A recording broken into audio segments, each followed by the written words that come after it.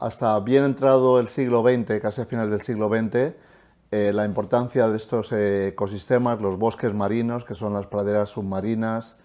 los bosques de manglar y las marismas, se consideraban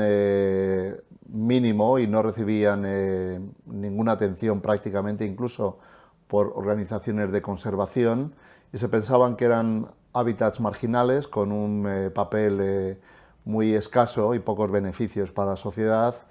hasta que mi investigación llevó a evidenciar que estos ecosistemas eran altamente productivos, que una parte importante de esta producción se almacenaba en los suelos y sedimentos que tienen estos ecosistemas, y que ese stock de carbono, esa cantidad de carbono acumulado durante milenios, pues representaba un sumidero importantísimo con una contribución importante y relevante para mitigar el cambio climático.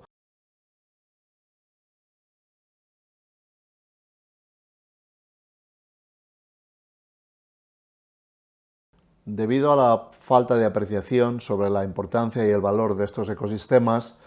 durante el siglo XX se perdió aproximadamente la mitad de toda su extensión global,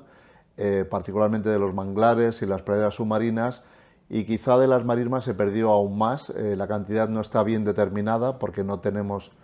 una línea de base fiable a nivel global, pero posiblemente se perdió el 80% de toda la extensión global de marismas. Esta degradación tiene consecuencias importantes como la pérdida de biodiversidad, también la pérdida de capacidad de producción pesquera, porque estos hábitats son muy importantes como hábitats de para especies de interés comercial, y además se pierde una protección fundamental para la costa,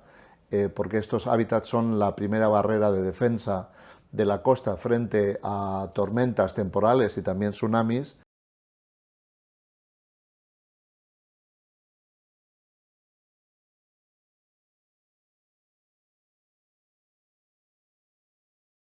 Bueno, cuando nos dimos cuenta que estos bosques marinos eran los sumideros de carbono más intensos de la biosfera,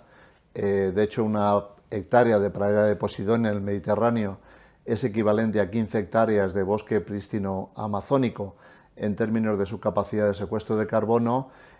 consideramos que era necesario redirigir el debate público sobre el papel de la conservación y restauración de ecosistemas en la mitigación del cambio climático hacia estos bosques marinos.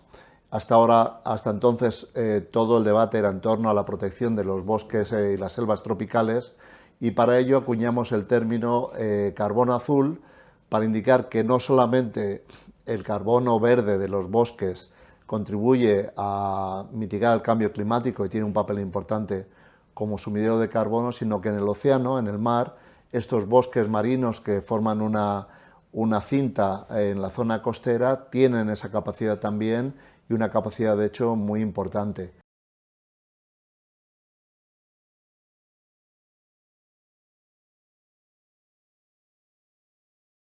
El caso de estos bosques marinos sugiere y permite ser optimistas en cuanto a la posibilidad de recuperar la abundancia de vida en el océano, porque mientras que indiqué que se estaban perdiendo a un ritmo de 2 o 3% anual a escala global durante la mayor parte del siglo XX, en el siglo XXI la mayor concienciación de la importancia de estos bosques marinos para la conservación de la biodiversidad, pero también para la mitigación del cambio climático y la protección de costas, ha llevado a una ralentización de estas pérdidas, y quizá en la última década un cambio de tendencia, donde muchas zonas del mundo, en vez de perderse estos bosques marinos, están empezando a recuperarse. Sería el caso, por ejemplo, de los manglares en el Mar Rojo donde estamos, o de las praderas submarinas en Europa y Norteamérica. Y esta evidencia, junto también a evidencia de que una vez que se detienen las presiones sobre los ecosistemas marinos, estos tienen una capacidad enorme de recuperación, pues nos han llevado a plantear una estrategia para recuperar la abundancia de vida en el océano hacia el año 2050, y en esta propuesta contribuye también al profesor Terry Hughes, que comparte este premio conmigo y que es coautor de un estudio que se va a publicar en breve,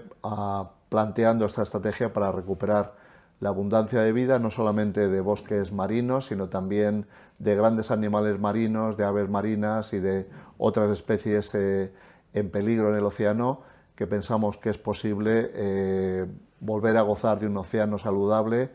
con abundancia de vida para el año 2050.